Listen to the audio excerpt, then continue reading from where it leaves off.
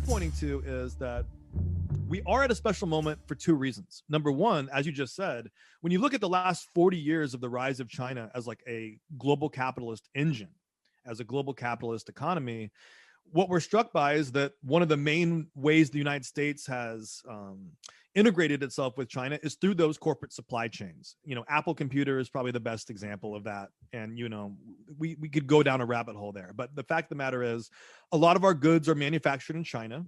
The right is very aware of this. Trump has run on this through multiple presidential cycles. It's actually become an issue that Trump has taken ownership over in that kind of long cast back that might go to NAFTA. On the other hand, part of what makes this moment significant is that the American political parties have united with Trump, not to say, let's bring back American jobs, not to say, let's clean up those supply chains and like actually enforce worker standards. As you might recall, independent unions are illegal in China.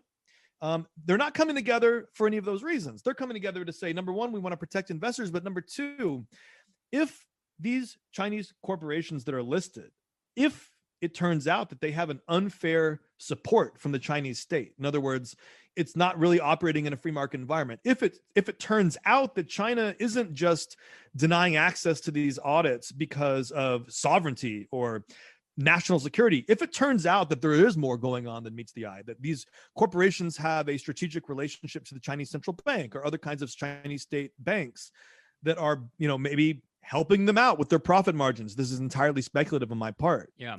Part of what I'm saying, though, is when you don't know, the other group that must be interested in resolving this issue isn't just people that have invested in Chinese firms. It's U.S. corporations who are now competing with Chinese corporations on a global level. And these companies are no longer just sources of cheap labor. These are actual strategic technological rivals to U.S. firms. So the Chinese corporations have reached a point, and they've probably been this way for about 5 years at least, where these companies are not only as big, but as powerful as Facebook, Google, the big U.S. companies that we associate with the big tech.